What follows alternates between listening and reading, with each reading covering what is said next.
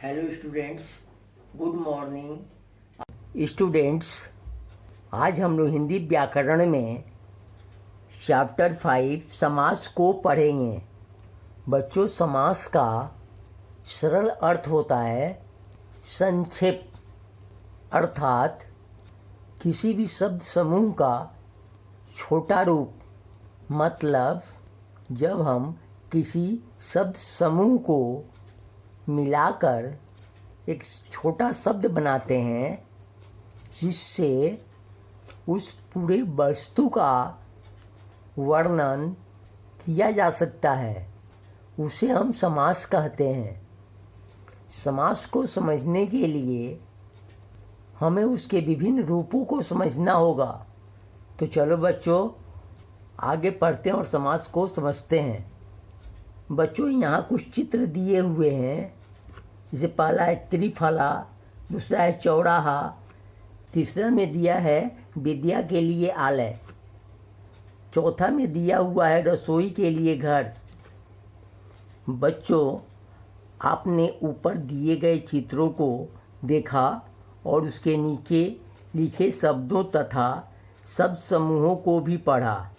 ऊपर दिए गए पहले और दूसरे चित्र के नीचे क्रमशः त्रिफला तथा चौराहा शब्द दिए गए हैं, जबकि तीसरे और चौथे चित्र के लिए नीचे क्रमशः विद्या के लिए आलय तथा रसोई के लिए घर शब्द समूह दिए गए हैं। तो बच्चों, त्रिफला तथा चौराहा शब्द दो शब्दों के मेल से बने हैं। त्रि प्लस फल तथा चौ प्लस राहा, ये समस्त पद कहलाते हैं। तो बच्चों, समास के लिए समस्त पद समझना जरूरी है। तो समस्त पद का डेफिनेशन देखो। विभिन्न शब्दों के समूहों को संक्षिप्त करके बना शब्द समस्त पद कहलाता है।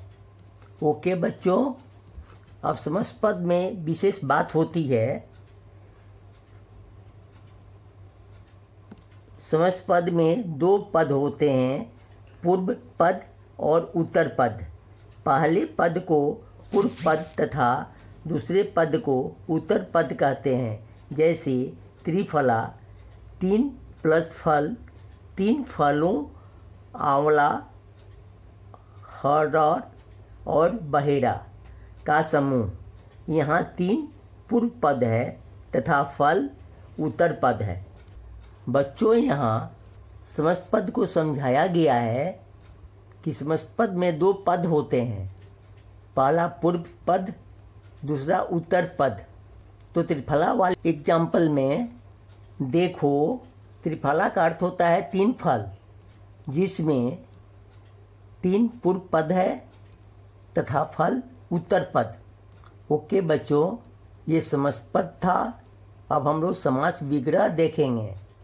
तो यहाँ देखो, विद्या के लिए आलय तथा रसोई के लिए घर शब्द समूह समास विग्रह है।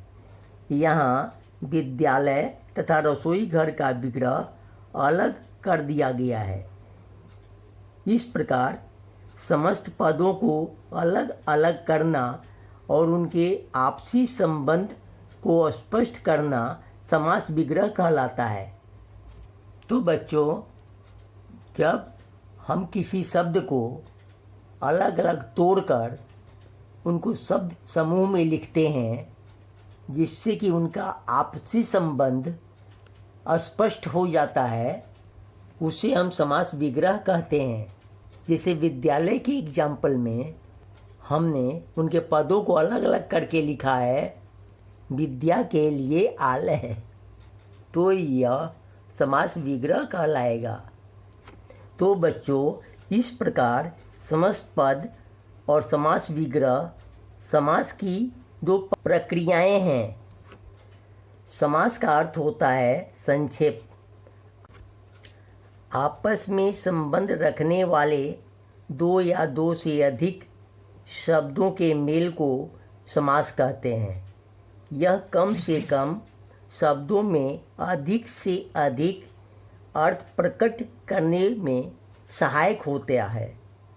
इस प्रकार दो या दो से अधिक शब्दों के मेल से नए शब्द बनाने की क्रिया को समास कहते हैं।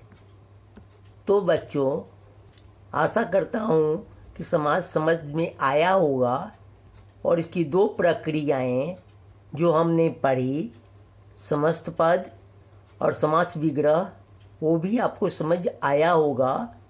अब हम समास और उनकी दो प्रक्रियाओं से समास के प्रकार को समझेंगे। यहाँ नीचे देखो बच्चों, समस्त पद दिया हुआ है और उसके दो पद, पूर्व पद और उत्तर पद, वो भी दिए हुए हैं और समास विग्रह भी दिया हुआ है। तो इन प्रक्रियाओं को मिलाकर हम समास को अच्छे से समझ पाएंगे। तो पहला समास पद देखो, राजपुत्र दिया हुआ है। तो राजपुत्र दो शब्दों से बना हुआ है, राजा और पुत्र। तो राजा पूर्व पद होगा और पुत्र उत्तर पद। और जैसा कि हमने पढ़ा था कि समास विग्रह में हम शब्द को तोड़कर उनको शब्द समूह में लिखते हैं। तो यहाँ देखो, राजपुत्र को हमने लिखा है राजा का पुत्र। तो इस प्रकार समस्त पद और समास विग्रह हमारा क्लियर हो गया।